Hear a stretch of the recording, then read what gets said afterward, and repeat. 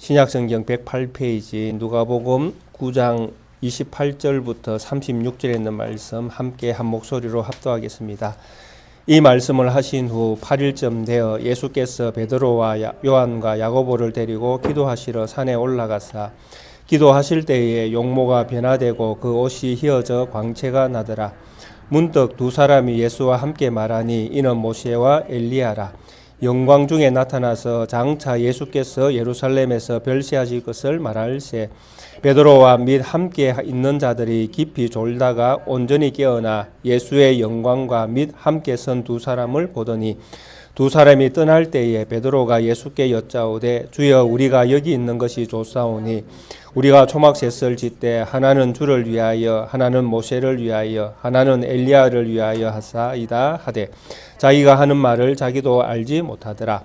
이 말할 즈음에 구름이 와서 그들을 덮는지라. 구름 속으로 들어갈 때에 그들이 무서워하더니 구름 속에서 소리가 나서 이르되 이는 나의 아들 곧 택함을 받은 자니 너희는 그의 말을 들으라 하고 소리가 그침에 오직 예수만 보이더라. 제자들이 잠잠하여 그 본 것을 무엇이든지 그때에는 아무에게도 이르지 아니하니라. 아멘. 오늘은 우리가 흔히 변화산에서 변화되신 변화산의 어떤 그런 영광 이런 부분에서 알고 있는 말씀을 함께 살펴보고자 합니다. 오늘 이 말씀이 있기 전에 여러 사건들이 있었습니다. 예수님께서 12 제자를 선택을 하셨고 또 그들에게 귀신을 제어하고 병을 고치는 능력과 권세를 주셨습니다. 그리고 그들에게 하나님 나라를 전하라고 세상 속으로 보내셨습니다. 이때에 제자들이 나가서 복음을 전하는 이 일들을 감당할 때에 하나님 나라를 선포하는 엄청난 이런 일들을 감당할 때에 제자들을 통해서 병자가 낫기도 하고 또 귀신이 쫓겨나는 이런 기적과 같은 우리의 눈에 보이기에는 기적과 같은 이런 현상들이 일어나고 또 그렇게 그런 경험들을 제자들이 하게 되어졌습니다. 그리고 이런 경험을 하고 이제 이런 일들을 하고 세상 가운데에서 제자들이 복음을 전할 때에 세상이 요동을 치기 시작했습니다. 엘리야가 살아났느냐, 세례요한 우리가 죽인 세례 요한이 살아났느냐, 아니면 엘리야가 또 등장했느냐, 아니면 선지자들이 나타났느냐. 세상은 제자들이 하는 이 일들로 인하여 혼동에 빠지는 이런 일들이 생겼습니다. 그리고 이런 제자들의 어떤 주인 되시는 예수님에 대한 소문도 이미 세상에서 많이 퍼져 있는 상황이기 때문에 많은 사람들이 예수님에게 몰려와서 예수님의 가르침을 듣기도 하고 또 예수님을 통해서 병자들이 낫는 이런 기적들을 경험하기를 소원했습니다. 그래서 모였던 남자만 5천 명이 넘는 숫자가 모여 있는 이런 상황 속에서 우리가 흔히 이야기하는 오병이어의 기적이 일어났습니다. 5천 명이 넘는 남자들만 모여 있는 그 현장에서 보리떡 5개와 물고기 2마리를 가지고 예수님께서 5천 명을 먹이시고도 12바구니나 거두었다라는 것입니다. 그래서 제자들을 선택하시고 귀신을 쫓아내고 병자를 고치는 사건들로 인하여 세상은 어지러운 가운데 있는 이런 상태에서 또 예수님이 오병이의 기적까지 일으키시니 세상은 이제 정말 난리가 난 것입니다. 도대체 이런 일들이 어떻게 일어날 수 있는가?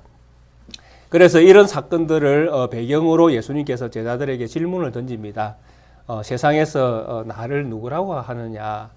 그러니까 세상 사람들은 예수님을 죽었다가 살아난 세례 요한이라고 부르기도 하고 또 어떤 사람은 엘리야다, 다른 성경에는 예레미야다, 또 많은 선지자들, 옛날 선지자들 중에 한 사람이다. 이런 어떤 소문들이 퍼져 있습니다. 이때 예수님께서 제자들에게 이제 질문을 던집니다. 너희는 나를 누구라 하느냐? 이때에 베드로가 대표로서 이제 제자들의 전체를 대표하는 위치에서 베드로가 예수님에게 대답을 합니다. 주는 하나님의 그리스도이십니다. 다른 복음서에서는 주는 그리스도시요 살아계신 하나님의 아들입니다 라는 고백을 베드로가 했다라고 그렇게 기록이 되어져 있습니다. 그래서 복음서가 이야기하는 예수님에 대한 베드로의 고백은 하나님의 아들이라는 고백입니다. 그러니까 당신은 우리의 주인 되시는, 우리의 선생님 되시는 예수 그리스도는 하나님이 보내신 하나님의 아들 메시아이십니다라는 고백이 들어있는 것입니다. 이 고백을 들었던 예수님께서 제자들에게 입을 닫게 하십니다. 이 일들을 다른 이에게는 알리지 말라. 그리고 예수님께서 제자들에게 말씀을 합니다. 누구든지 나를 따라오려거든 자기 자신을 부인하고 자기 십자가를 지고 나를 쫓아야 된다라는 답을 하십니다. 이게 이제 가장 극적인 장면이 되어집니다. 귀신을 쫓아내고 복음을 전하면서 엄청난 기적과 같은 일들을 경험하고 또 자기들의 눈앞에서 5,000명이 오병이의 이어를 가지고 5,000명을 먹이는 이런 엄청난 기적을 경험했을 때에 그들은 이제 세상을 다 얻은 것과 같은 상태에 빠졌겠죠. 그래서 이제 이분으로 말미암아 이 메시아가 이 세상에 오셨으니 이 이스라엘에 오셨으니 이스라엘의 회복은 이제 뭐 시간 문제다. 그리고 예루살렘에 올라가셔서 이분이 왕으로서 온 세상을 이제 통치하실 것이다. 왜? 다니엘이 그렇게 예언을 했고 이사야가 그렇게 예언했던 강대한 나라가 이루어지는 것입니다. 그분이 오시면. 그래서 예수님으로부터 말미암아 일어나는 이런 엄청난 기대를 하고 있을 때에 예수님께서 제자들에게 그 기대에 어울리지 않는 답을 던졌다라는 것입니다. 누구든지 나를 따라오려거든. 그런데 이 말씀 앞에 예수님께서 뭐라고 말씀하셨습니까? 내가 예루살렘에 올라가서 왕이 되는 것이 아니라 내가 예루살렘에 올라가서 서기관, 장로 이런 사람들에게 고난을 당하고 십자가에서 죽을 것을 이야기하셨다라는 것입니다. 왕으로서의 등극이 아니라 예루살렘에서 돌아가실 것을 제자들에게 말씀을 하셨다라는 것입니다. 그러니까 제자들은 이해가 되지 않는 것입니다. 성경이 말하고 있는, 구약이 말하고 있는 이스라엘의 회복과는 전혀 다른 이야기를 예수님께서 제자들에게 하시는 것입니다. 그러면서 제자들에게도 너희들은 그런 꿈을 버려야 된다라는 이야기를 하신 것이죠. 누구든지 나를 따라오려거든 자기 자신을 부인하고 네 십자가를 지지 않으면 내가 다시 올 때에 그런 사람은 내가 부끄러워할 것이다 라고 말씀을 던졌다라는 것입니다. 그러니까 내가 부끄러워하지 않도록, 내가 너희들을 부끄러워하지 않도록 너희들은 자기 십자가를 지고 또 그 자기 자신을 부인하고 나를 무조건 따라와야 된다는 말씀을 하셨다라는 것입니다. 그런데 이 말씀이 이제 제자들한테는 너무나 충격적이죠. 그래서 정말 이 말씀을 따라서 산다는 것은 너무나 엄청난 어려움이 있습니다. 그래서 이 말씀 끝에 예수님께서 무슨 말씀을 주셨는가 하면 내가 참으로 너희에게 이르노니 여기 서 있는 사람 중에 죽기 전에 하나님 나라를 볼 자가 있느니라 라고 위로하셨습니다. 이런 일들을 너희가 당하게 되지만 그러나 너희가 이 가운데에 너희가 죽기 전에 하나님 나라를 볼 사람들도 있을 것이다 라는 것이죠. 이것이 예수님께서 제자들에게 주신 위로의 말씀입니다. 하나님 나라, 하나님이 어떻게 세상을 다스리는지 그리고 그 다스리는 권세가 누구에게 있는지 하나님의 나라를 볼 자들이 여기에도 있을 것이다 라는 말씀을 제자들에게 자기 자신을 부인하고 자기 십자가를 지고 주님을 쫓아야 될 제자들에게 우리 예수님께서 주신 위로의 메시지였다라는 것입니다. 그래서 이 메시지를 따라서 오늘 이제 우리가 읽었던 본문이 등장하고 있다라는 것입니다. 그래서 오늘 이 본문은 베나산에서 일어났던 이 사건은 무엇을 기준으로 보아야 되는가 하면 하나님 나라를 기준으로 보아야 된다는 이야기입니다. 너희 여기 선 사람 중에 죽기 전에 하나님 나라를 볼 자가 있다고 하신 이 말씀 끝에 베나산 사건이 이어지고 있기 때문에 이 베나산 사건은 하나님 나라, 즉 예수님이 하나님 나라의 왕이신 것을 보여주는 사건으로 이 메시지를 이해해야 된다는 것입니다. 그래서 베드로와 이제 이 사건을 보게 되는 요한과 야고보는 이 사건을 통해서 정말 하나님 나라를 보고 예수님을 보고 하나님의 아들이신 것을 마음에 확정하는 이런 엄청난 이제 복을 이 변화산 사건들을 통해서 얻어야 되는 것입니다. 그래서 예수님은 이 말씀을 이어서 이제 변화산 사건의 어떤 이야기를 이어가십니다. 8일쯤 지났을 때에 뭐 다른 복음서에서는 6일로 이렇게 기록되어 있습니다. 이 날짜에 대한 부분들은 아마 서로가 이해하고 또 계산하는 방법이 다른 이런 부분에서 생긴 차이라고 또 알려지고 있습니다. 이 말씀을 하신 후에 8일쯤 되어 예수께서 베드로, 요한, 야고보를 데리고 기도하러 산에 올라가십니다. 이 산이 이제 변화산 산으로 알려졌는데 뭐 역사적으로 어떤 산인지는 알려져 있지 않습니다. 다만 추측하기를 갈릴리 북쪽에 있는 어떤 산일 것이다. 그리고 많은 학자들은 다볼산으로 이렇게 이해를 하고 있는 그런 부분들이 있습니다. 그러나 명확하게 어떤 산인지 우리가 알 수 있는 방법은 없습니다. 예수님께서 제자, 특히 베드로, 요한, 야고보 세 사람을 딱 데리고 예수님께서 기도하러 산에 올라가셨습니다. 세 사람을 선택하신 이유에 대해서 굳이 뭐 우리가 알기를 원한다 그러면 정인의 숫자로 이해할 수 있습니다. 항상 뭔가를 이렇게 사건을 이렇게 당하게 되어지면 정인이 필요합니다. 근데 이 정인의 숫자는 항상 두 사람이 넘어야 됩니다. 두 사람 내지 세 사람 이상이 되어야 정인이 되어집니다. 그래서 이런 정인의 숫자는 구약에서 말씀을 하고 있고 예수님 시대의 복음서에서도 이런 정인에 대해서 마태복음, 요한복음, 뭐 고린도후서, 디모데전서 이런 데서 정인이 꼭 두세 사람이 되어야 하는 것을 말씀을 하고 있습니다. 우리가 너무나 잘 알고 있는 마태복음 18장 16절에 보면 말씀이 이렇게 기록되어져 있습니다. 만일 듣지 않거든 한두 사람을 데리고 가서 두세 정인의 입으로 말마다 확정하게 하라. 권면의 이야기를 듣지 않는 형제가 생길 때에 이 형제를 권면할 때에 한두 사람을 더 데려가는 것입니다. 그래서 두세 정인의 이름으로 권면하라고 가르치고 있습니다. 이게 다 정인의 숫자거든요. 예수님께서도 그런 말씀을 하셨죠. 내가 나를 정언하며 무슨 정인이 되겠느냐. 내 정인은 누구다? 살아계신 하나님과 너희들이다. 그래서 예수님 스스로도 정인이 필요한 이런 부분들을 말씀을 하셨습니다. 그래서 아마 이 정인의 숫자로서 세 사람을 선택했다라는 이런 부분들이 일리가 있는 것 같습니다. 그리고 또 한 가지는 그렇습니다. 사도행전의 역사를 보면 이 세 사람이 복음을 전하는데 상당한 어떤 기여를 합니다. 그래서 이 복음을 전할 때에 어려움이 생길 수 있습니다. 복음이라는 것은 세상에 대하여 심판을 선언하는 것이 복음이기 때문에 이 복음을 전할 때에 세상은 복음 전하는 자를 이렇게 반겨주지 않습니다. 그것이 사도행전에서 우리가 보고 있는 역사인데요. 그래서 이런 복음을 전하기 위해서는 담대한 믿음이 필요합니다. 그래서 이런 믿음은 그냥 생기는 것이 아니라 하나님 예수 그리스도가 어떤 분이신지 마음에 정확하게 새겨지지 않으면 복음을 증언하는 것은 어렵습니다. 그래서 이런 측면에서 보면 베드로, 야고보, 요한은 복음을 이렇게 전하는데 더 확정적으로 믿음으로 전할 수 있도록 예수님께서 먼저 단련시키신 걸로 그렇게 보여집니다. 그래서 베드로는 처음 복음을 전할 때에 이방교회와 유대교회가 한 교회인 것을 그 복음을 통해서 주춧돌을 놓은 사람이 베드로 아닙니까? 그리고 우리가 잘 알고 있는 야고보는 예루살렘 교회를 다스리다가 가장 먼저 목배에서 순교를 당한 인물이잖아요. 그러니까 이런 어떤 순교의 길을 걸어가기 위해서는 믿음이 없으면 안 되거든요. 근데 이 믿음이라는 것이 갑자기 생기는 것이 아니잖아요.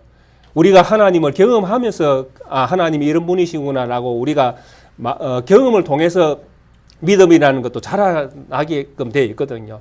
그래서 이런 부분들이 필요했기 때문에 이 세 사람을 선택한 걸로 이해가 되어집니다. 이 요한도 마찬가지잖아요. 우리가 요한계시록을 통해서 요한이 얼마나 고난 가운데 있었는가를 우리가 보고 있지 않습니까? 그래서 요한은 가장 오랫동안 살아남았는데 가장 오랫동안 고통을 당합니다. 소아시아의 복음을 전하다가 또 에베소에서 오랫동안 복음을 전한 인물로 알려져 있지만은 그는 이 복음을 통해서 엄청난 고난을 받은 고난의 사도였거든요. 그래서 이런 어떤 세 사람의 있던 그 역할들을 보면 이들이 정말 믿음이 필요했다라는 것들이 이해가 되어집니다.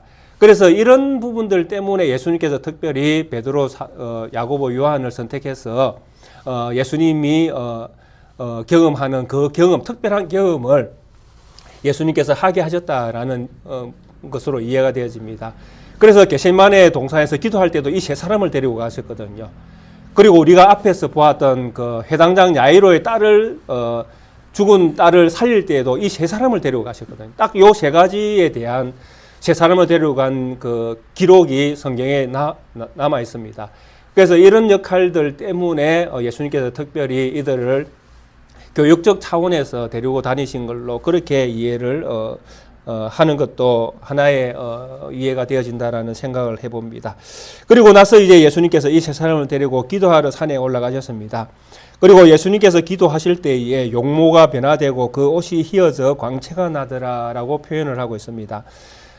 마가복음에도 예수님께서 변화되어 옷이 휘어졌는데 빨래하는 이가 빨아서 희게 할 수 없을 정도로 예수님의 옷이 휘어졌다라고 그렇게 마가는 또 전하고 있습니다.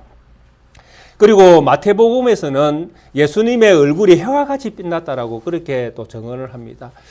그래서 예수님의 모양이 그 육신을 입고 있던 예수님의 모양이 완전히 변화된 것에 대하여 마태, 마가, 누가가 똑같이 증언을 합니다. 그래서 옷이 변화되었다고 하지만은 실제로는 예수님이 변화되신 것입니다. 왜냐하면 옷이라는 것은 그분이 어떤 분인가를 보여주는 역할을 하거든요. 그래서 옷이 휘어져 광채가 난다라고 할 때에 변화되어져서 옷에 광채가 나는 이런 모습들은 그냥 일반적인 뭐 세상에서 나는 광채가 아니라 세상이 창조할 수 없는 광채가 나는 것으로 우리가 이해를 할 수 있습니다. 그래서 요한계시록에 그 요한이 쓴 그 이 말씀에 보시면 예수님의 모습을 또 요한은 이렇게 기록하고 있지 않습니까? 그의 머리와 털의 희기가 흰 양털과 같고 눈 같으며 그의 눈은 불꽃 같고, 근데 이분이 촛대 사이를 싹 거니시는데 발에 끌리는 옷을 입고 가슴에 금띠를 띠고, 이렇게 요한은 또 표현을 했습니다. 그래서 예수님이 누구신가를 이 옷이 이제 대변을 하는 것입니다.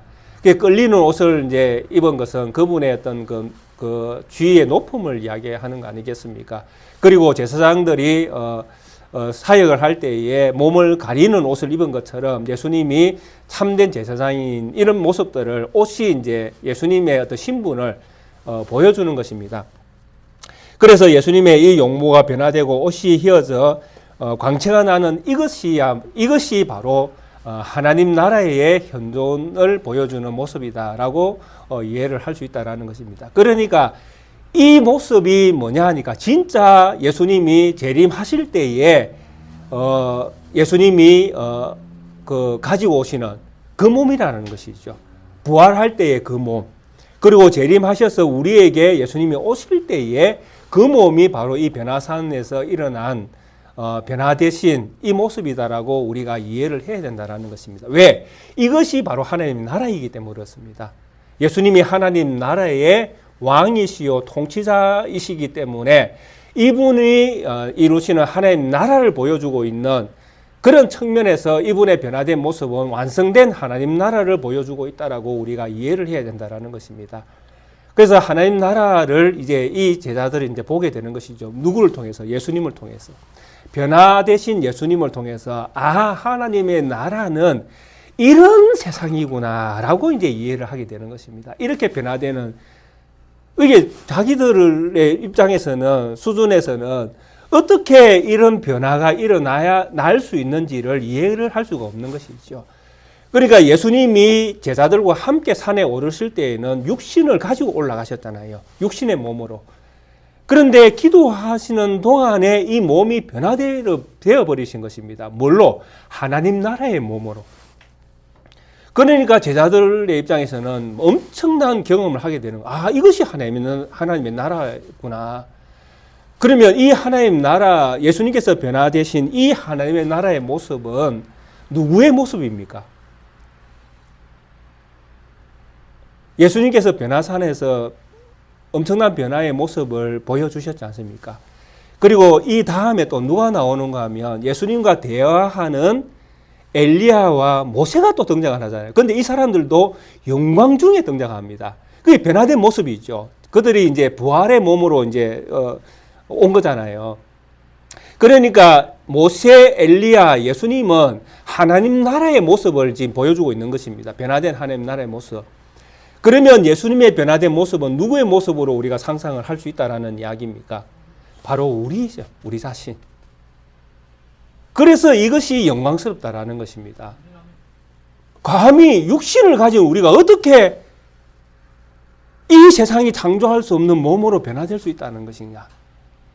바로 예수님의 이 능력이 아니면 예수님께서 가지신 이 권세가 아니면 예수님이 왕이 아니시면 우리에게 이 일이 일어날 수가 없다라는 것이죠.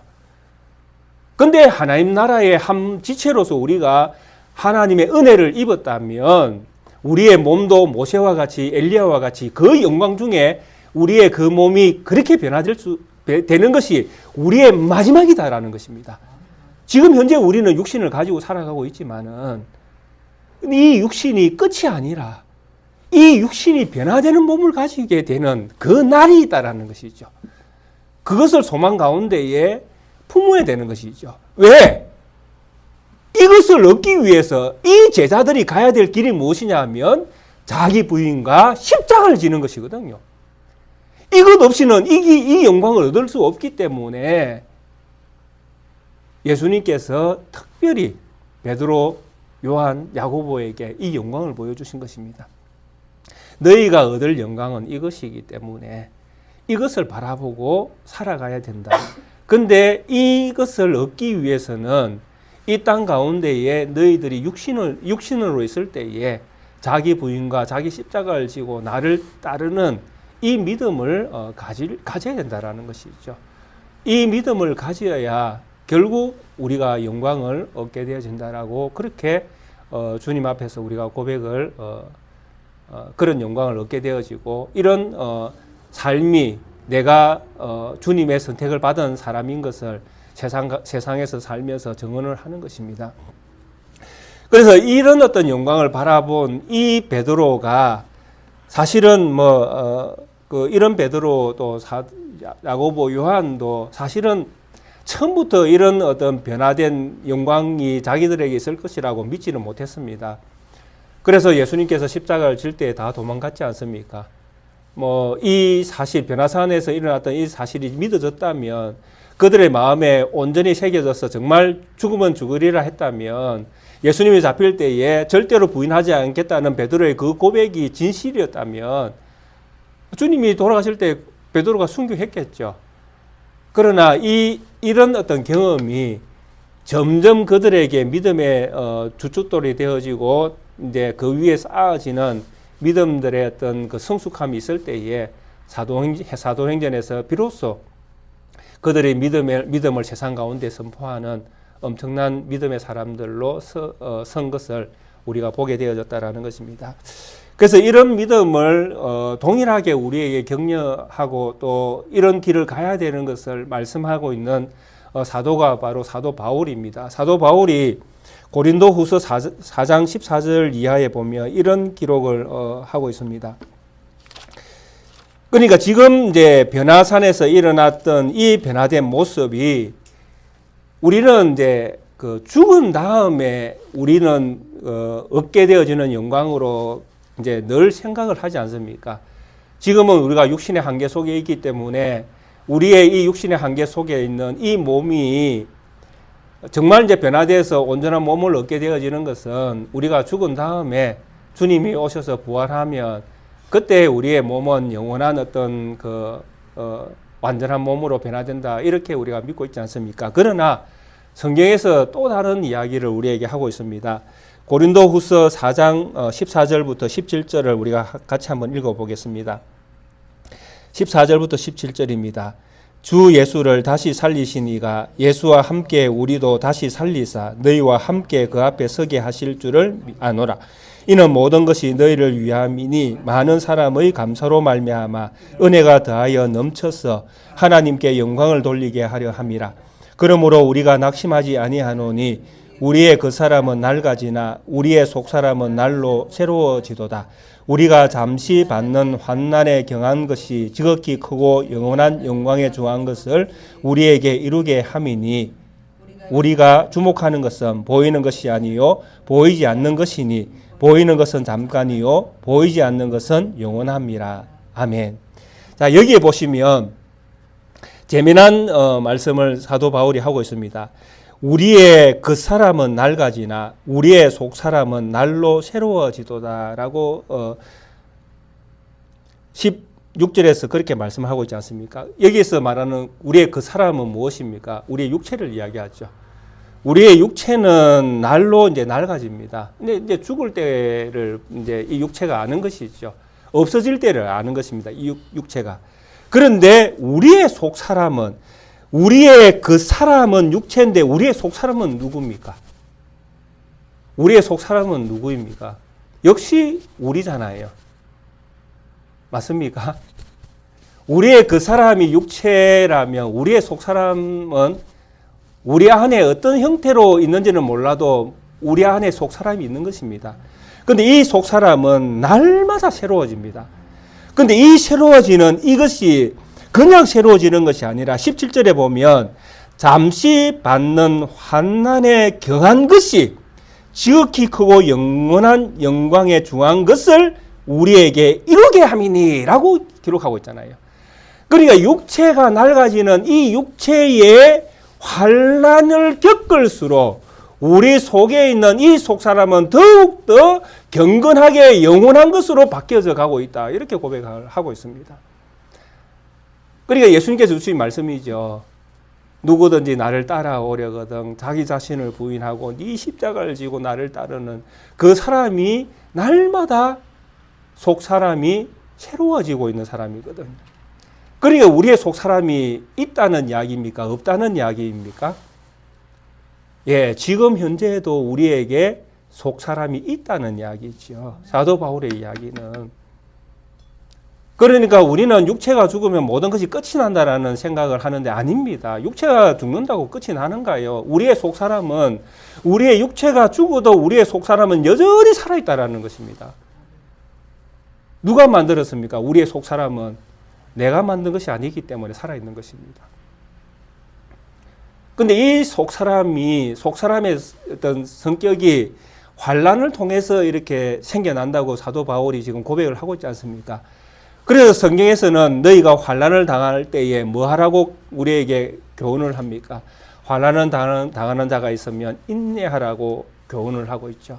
그러면 인내는 무엇을 얻습니까? 덕을 얻고, 인내는 절제를 배우고, 인내는 사랑을 배우고, 인내는 또 형제 우애를 배우고, 인내는 온유함을 배우고, 인내는 절제, 온유, 충성, 자비, 모든 성령의 열매가 거기에서부터 출발되어서 줄줄이 우리에게 맺어지는 것이죠. 이런 것들을 가리켜서 성경은 뭐라고 이야기하는가 하면 너희의 속사람이다 라고 이야기하는 것입니다. 그래서 우리의 사랑, 우리의 자비, 우리의 온유, 우리의 인내 어디에 있는지 모릅니다. 그렇죠? 우리 몸 안에 분명히 있기는 있는데 어디에 있는지 몰라요.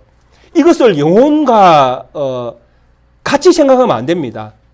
우리 몸이 영육혼으로 있다 할 때에 영육혼은 육체입니다. 분명히 육체예요. 영육혼은. 그런데 지금 이야기하는 것은 육체를 이야기하는 것이 아니라 영을 이야기하는 것입니다. 속 사람을 이야기하는 것입니다. 신비한 우리의 몸을 이야기하는 것입니다. 이것은 어디에 존재하고 있는지 알 수가 없습니다. 하나님이 창조해서 어딘가에 두고 계시기는 한데 내 안에 어딘가에 있는데 어디에 있는지를 모르는 것이죠. 그러나 이것을 성경은 속사람이라고 이야기합니다. 그리고 이런 속사람에 대해서 또 같은 고린도 후서에 보면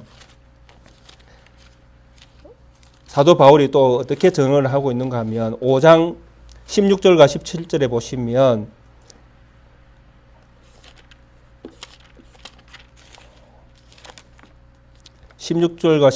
보시면 이렇게 되어 있습니다.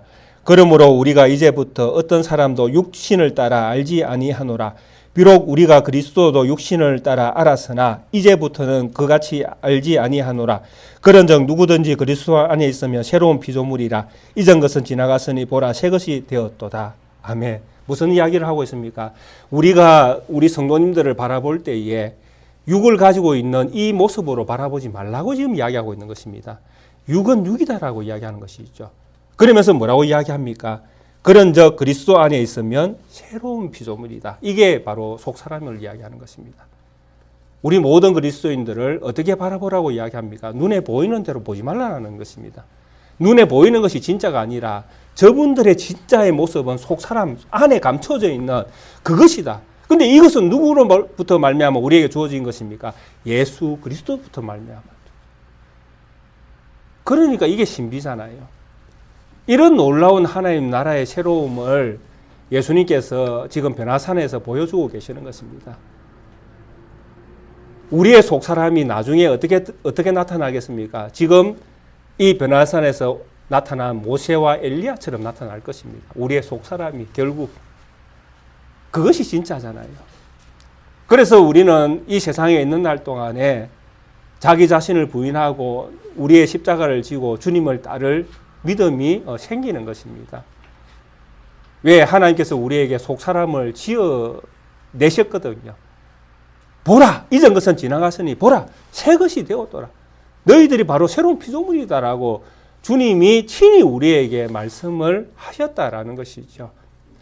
그래서 우리의 말이 아니라 하나님의 아들 대신 예수 그리스도의 말씀이고 이것에 대한 증인들이 지금 3명이나 있잖아요.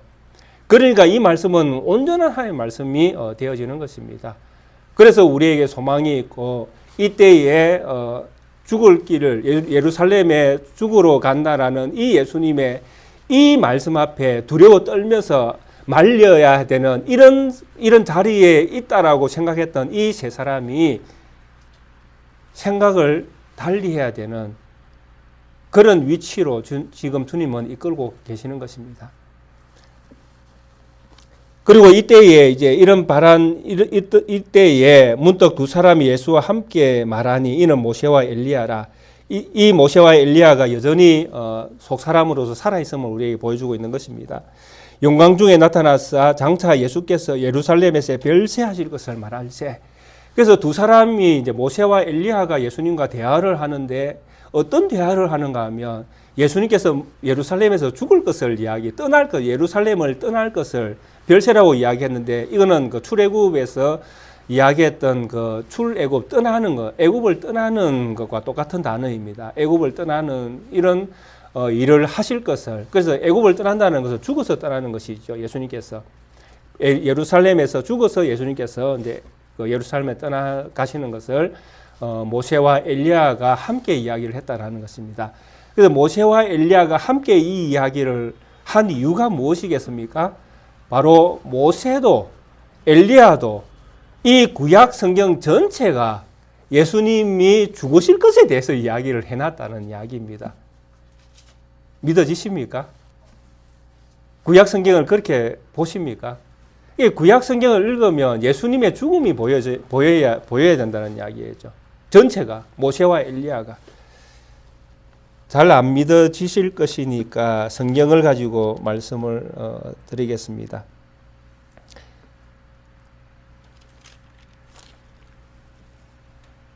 우리가 함께 나중에 보겠지만은 누가복음 24장입니다. 누가복음 24장 44절부터 보겠습니다. 누가복음 24장 44, 45, 46, 47절 보겠습니다. 또 이르시되 내가 너희와 함께 있을 때에 너희에게 말한 바 곧 모세의 율법과 선지자의 글과 시편에 나를 가리켜 기록된 모든 것이 이루어져야 하리라 한 말이 이것이라 하시고 이에 그들의 마음을 열어 성경을 깨닫게 하시고 또 이르시되 이같이 그리스도가 고난을 받고 제3일에 죽은 자 가운데서 살아날 것과 또 그의 이름으로 제사함을 받게 하는 회개가 예루살렘에서 시작하여 모든 족속에게 전파될 것이 기록되었으니 아멘. 위에 뭐라고 했습니까? 모세의 율법, 선지자의 글, 시편에서 예수님에 대해서 기록을 하고 있는데 이것이 다 이루어져야 된다는 것이죠. 그러면서 이 기록이 무엇이냐? 그리스도가 고난을 받고 제3일에 죽은 자 가운데서 살아날 것과 또 그의 이름으로 제사함을 받게 하는 회개가 구약이 말하고 있는 내용이다라고 증언을 하고 있습니다. 그래서 구약은 무엇부터 시작되는가 하면 예수님의 죽음부터 시작이 되어집니다. 구약의 모든 내용들이. 여자의 후손이 오는 목적이 이 세상에 제물되기 위해서 오는 거 아닙니까? 창세기 3장에 가장 먼저 여자의 후손을 예언할 때에. 그러니까 이 관점으로 성경을 우리가 보아야 된다는 것이죠. 구약 성경도 그렇고. 그렇게 보아야 성경이 하나님의 계시처럼 보여진다라는 것입니다. 우리의 어떤 순종이나 우리의 헌신이나 이런 것들을 이야기하는 것이 아니라 성경은 끊임없이 하나님이 하실 일이 무엇인가, 그분의 계획이 무엇인가, 그분의 뜻이 무엇인가, 그분이 이 세상에 왜 오시는가, 오셔서 무슨 일을 하시는가, 이런 것들을 구약 성경이 끊임없이 다 기록을 해놓고 있다라는 말씀을 하고 있습니다. 그래서 모세와 엘리야가 여기에 등장한 것은 바로 앞에서 이야기했던 내가 예루살렘에 올라가서 죽어야 한다는 이 이야기를 모세와 엘리야가 와서 같이 하는 거예요. 예수님과. 성경이 이렇게 우리를 통해서 성경이 이렇게 기록을 했는데 예수님이 이제 이 일들을 감당해야 됩니다. 그러니까 이런 이야기들은 격려잖아요. 짊어지셔야 되니 잘 짊어지시라 이런 얘기들 아니겠습니까? 그래서 예수님께서 이제 이런 것들을 보여주시면서 결국 인자가 대신 예수 그리스도가 가는 길이 무엇입니까? 예루살렘에서 별세하는 겁니다. 예루살렘에서 왕이 되는 것이 아니라 예루살렘을 떠나는 것입니다.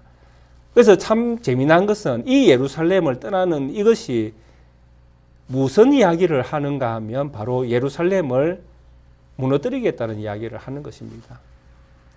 애굽을 예수님께서 떠나셨잖아요. 출애굽하셨잖아요. 왜? 애굽이 저주받은 땅이니까요. 그러면 예루살렘은요. 예루살렘에서 예루살렘을 떠난다는 것은 예수님이 살 나라가 아니다라는 것이죠. 그래서 예루살렘은 멸망받을 수밖에 없습니다. AD 70년에 그래서 망하는 것입니다. 이런 어떤 세상이 이렇게 악하기 때문에 이 세상 가운데에서 성도는 이 악한 세상을 담는 것이 아니라 하나님 나라로 출애굽해 가야 된다라는 것이죠. 우리 모두가. 그래서 우리는 이 출애굽하기 위해서는 이 땅에 있는 날 동안에 날마다 우리의 속사람이 새로워져 가야 되고 결국 이 새로움이 우리로 하여금 출애굽하게 만들게 되겠죠. 언젠가는. 그리고 출애굽하면 우리의 속사람은 영원히 살아있어서 어디에 존재하고 있지는 알 수 없지만은 어느 곳에든 살아있어서 우리가 받은 영원한 것들을 하나님이 보존시켜 주시고 결국 재림 때에 그 영광스러움을 얻는 그런 축복된 자리에 저희들을 서게 하시겠죠. 그래서 이런 어떤 이야기들을 통해서 이제 예수님이 가야 할 길과 또 예수님이 이룰 하나님 나라에 대해서 명확하게 이 세 사람에게 보여주었습니다. 그리고 나서 이들이 또 이런 것들을 보고도 더욱더 이제 믿음을 더 하기 위해서 하늘로부터 이제 하나님께서 친히 임재하셔서 이들에게 위로를 하십니다. 근데 이런 어떤 하나님의 이런 위로가 있기 전에 베드로의 고백을 보시면 오늘 이제 제가 설교 제목으로 이렇게 잡았습니다만은 우리가 여기 있는 것이 조사오니 이런 베드로의 고백 아닙니까? 베드로가 베나산에서 일어났던 예수님의 이 모습을 보고 여기 있는 것이 조사오니 우리가 초막셋을 지어서 하나는 주를, 하나는 모세를, 하나는 엘리야를 위해서 합시다. 우리가 이런 초막을 짓겠다라는 이 엄청난 베드로의 고백은 제가 이제 제목으로 삼았습니다. 우리가 여기 있는 것이 조사오니 이것은 엄청난 불신앙입니다. 베드로의 이 고백이 엄청난 불신앙이라고 말씀을 드리고 있는 것입니다. 왜? 하나님 나라의 그 영광스러움에 참여하기 위해서는 베드로와 야고보와 요한이 뭘 해야 됩니까? 다시 산 아래에서 내려와야 됩니다. 산 아래 내려와서 자기 자신을 부인하고 자기 십자가를 지고 주님을 따라가야 됩니다. 근데 베드로는 뭘 이야기합니까? 여기가 조사오니 여기에 집을 짓고 여기에 하나님 나라를 건설합시다. 그게 하나님에 대한 엄청난 오해지요. 하나님 나라에 대한 엄청난 오해. 그게 고난은 필요 없고 영광을 취하겠다는 고백입니다. 그래서 참 우리가 하나님 앞에 헌신한다 할 때에 믿음으로 하셔야 됩니다. 근데 그 믿음이라는 것이 내가 하고 싶다고 하는 게 아니에요. 베드로처럼 자기가 하고 싶다고 하는 게 아니에요. 진리를 따라서, 순리를 따라서, 하나님의 말씀을 따라서 헌신을 해야 되는 것입니다. 그런 헌신이 아니면 하나만 하죠. 그래서 지금 이 베드로가 하는 이런 헌신, 여기에 초막을 짓는 이런 헌신은 하고 욕을 얻어먹을 수밖에 없죠. 하고도 꾸중을 듣고 질책을 듣고 해서는 안 될 말을 한 어떤 그런 인물로 성경에 기록될 수밖에 없는 것이죠. 그래서 이 초막을 짓는 것은 하나님 나라를 이루는데 철저하게 지금 베드로가 방해를 하고 있다라는 것을 우리가 이해를 해야 됩니다. 이 말을 할 즈음에 이제 구름이 와서 그들을 덮습니다. 구름 속으로 들어갈 때에 그들이 무서워하더니, 그래서 이제 하나님이 친히 임재하심을 보여주십니다. 구름은 하나님의 임재를 보여주는 현상이잖아요. 이런 하나님 임재 속에서 구름 속에서 소리가 납니다. 하나님께서 친히 말씀합니다. 이는 나의 아들 곧 택함을 받은 자니 너희는 그의 말을 들으라.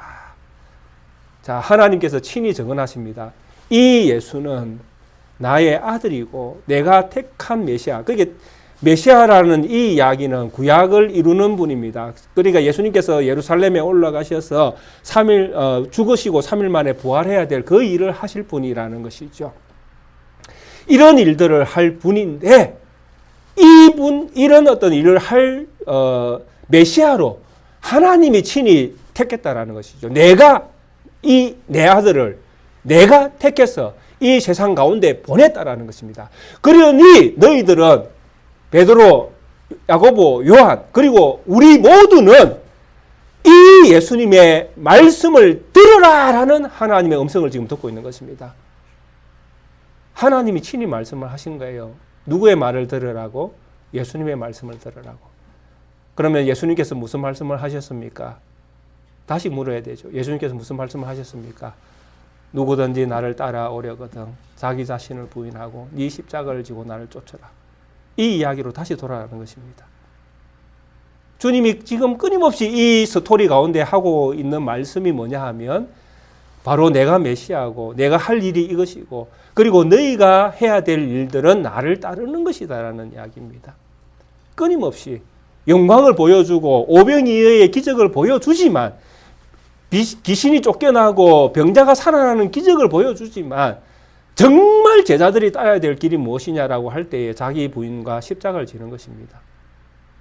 그렇게 고난을 받다가 인내와 연단을 통해서 우리의 속 사람이 사랑으로 가득 차고 믿음으로 가득 차고 하나님의 자비와 충성과 온유와 정말 신령한 어떤 영적인 것들로 우리의 속 사람이 채워져 갈 때에 우리의 속 사람은 정말 하나님의 신령한 몸을 가진 그런 영광스러움에 참여하게 되어지는 것입니다.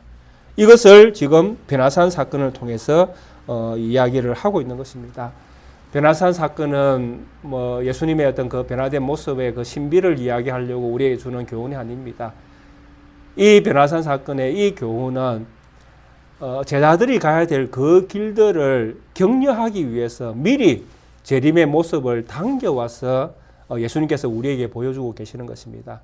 그리고 재림 때 우리가 덧입을 이 몸, 속 사람은 재림 때에만 존재하는 것이 아니라 지금 현재 우리 가운데 우리 속에 존재한다는 것을 우리 성도님들이 믿으셔야 된다는 것입니다. 그리고 우리 성도님들 모두는 동일하게 우리 성도님들 한 분 한 분을 바라볼 때에 육신의 눈으로 바라보지 마십시오. 육은 육입니다. 우리는 그 속에 있는 그리스도를 바라보고 그 속에 있는 그리스도가 창조하는 그 사랑과 그 은혜로운 그 신비한 능력들을 바라보면서 성도님들을 바라봐야 된다는 것입니다. 그게 우리의 참됨이에요.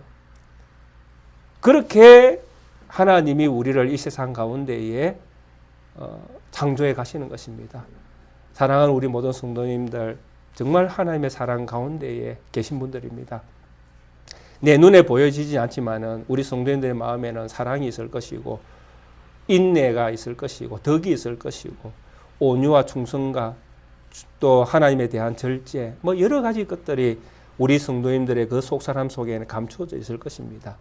그 모든 것들은 하나님이 인정하시고 하나님이 받으시는 하나님의 능력들입니다. 이런 우리 모든 성도님들이 함께 하나님을 예배하고 또 경외할 때에 하나님은 그런 예배를 또한 받으시는 것입니다. 한 주간 우리에게 주어진 날들을 살아가게 되어질 것입니다. 육의 어떤 몸을 입고 있다고 해서 육신을 따라서 사는 성도님들이 아니라 비록 우리의 육은 낡아지더라도 우리의 속사람은 날마다 새로워지는 이런 말씀들을 성경이 하고 있다는 것들을 기억하면서 속사람을 더욱더 새롭게 만들어 가시는 그는 우리 성도님들의 날들이 되기를 주의 이름으로 축원드리겠습니다. 함께 찬송가 463장 함께 찬양 드리시겠습니다. 그런즉 누구든지 그리스도 안에 있으면 새로운 피조물이라. 이전 것은 지나갔으니 보라 새 것이 되었도다. 참으로 하나님께서 우리를 선택하신 그 순간부터 우리의 그 사람은 날로 낡아지지만 우리 속 사람은 하나님의 새로운 창조로 인하여 날마다 새로워져 가는 그런 신분으로 바뀌어졌음을 우리에게 말씀해 주시니 감사합니다. 사랑하는 우리 모든 성도님들 속에 있는 이 속사람이 참으로 날마다 새로워지는 은혜를 베풀어 주시고 주님 안에서 이 속사람을 더 경건하게 더 거룩하게 만들어가는 우리 성도님들의 믿음의 삶이 되어줄 수 있도록 우리 하나님이 은혜 베풀어 주시기를 간절히 소원합니다. 이곳에 교회를 세워주시고 은혜 가운데에 성도들을 불러주셨습니다. 우리의 눈으로 보기에 연약하고 미련하고 부족함이 많은 그런 부분들로 보여질지라도 그 속에 계신 그리스도가 참이요 진리요 생명임을 우리가 기억하며 우리의 육신의 눈으로 성도들을 대하는 것이 아니라 영의 눈으로 성도를 바라보며 사랑과 자비와 충성과 온유함으로 서로 교통하는 그런 아름다운 형제 자매로서의 교통함이 이곳에 있도록 하나님이 은혜 베풀어 주시기를 간절히 소원합니다. 하나님 아버지,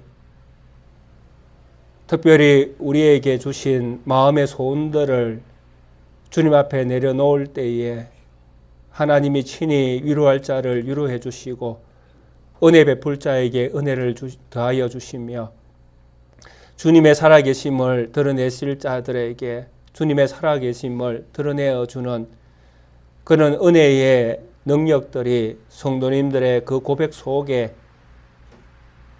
열매로 맺어지는 은총들이 있기를 간절히 소원합니다. 하나님 도와주옵소서. 육신의 연약함으로 고통받으며 주님의 선하심을 인정하며 기도할 때에 하나님 불쌍히 여겨주시고 은혜를 베풀어 주시기를 간절히 소원합니다. 특별히 장로님을 붙드셔서 그 믿음을 더욱더 견고하게 허락하여 주시고 주님께서 주실 영원한 생명을 바라보며 날마다 지금까지 주 안에서 경주한 것들을 기억하여 주셔서 이 어려운 가운데 있을 때에 기도의 그 입술을 하나님이 받으시고 그의 고백을 들어주시는 은혜가 있기를 간절히 소원합니다. 연약한 저희들은 그저 장로님의 그 고통이 감내되어지고 회복의 역사가 일어나기만을 또한 간절히 소원할 뿐입니다. 우리의 마음이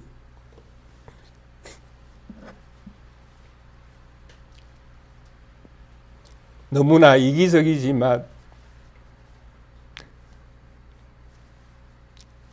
주님께서 들어주시기를 간절히 소원합니다.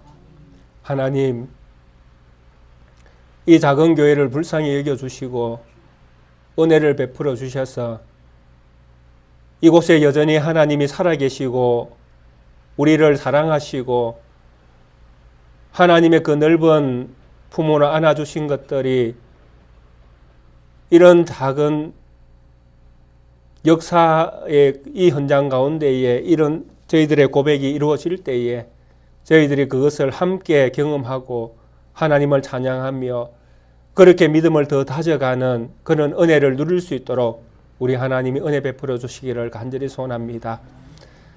또한 우리 강봉영 사모님, 우리 정달주 집사님 참으로 연약한 중에도 늘 주님만을 바라보며 기도하고 찬송하고 하나님의 은혜를 구하며 나아갑니다.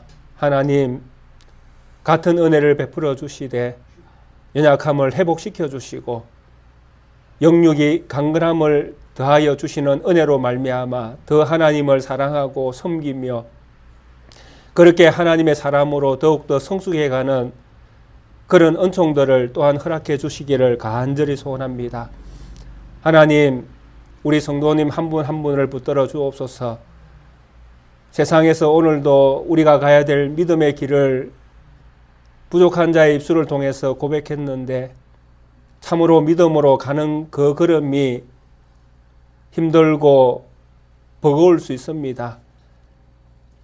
그러하기 때문에 하나님의 은혜를 구하고 하나님이 성도님들을 붙들어 주시기를 간절히 소원합니다. 자기 십자가를 치고 자기 자신을 부인하고 주님을 따르라고 말씀하신 그 말씀이 어렵지 않게 마음에 새겨지고 그 믿음을 지켜 살아가는 그런 믿음 있는 성도님들이 다 되어줄 수 있도록 우리 하나님 마음의 믿음의 씨앗들을 풍성하게 허락해 주옵소서. 사랑하는 우리 모든 성도님들 한 주간 세상으로 나아갑니다. 하나님 붙들어 주시고 걸어가는 걸음 위에 함께 하셔서 오늘 베드로, 요한, 야고보 위에 구름이 덮였던 것처럼 하나님의 그 능력의 구름이 성도님들의 모든 걸음을 덮어주시고 보호하사 주님이 기뻐하시는 한 주간의 믿음의 삶을 살아가는 그런 귀하고 복된 날들이 되어줄 수 있도록 우리 모든 성도님들에게 은총을 베풀어 주옵소서. 감사드리며 거룩하신 우리 구주 예수 그리스도의 이름으로 기도드리옵나이다. 아멘.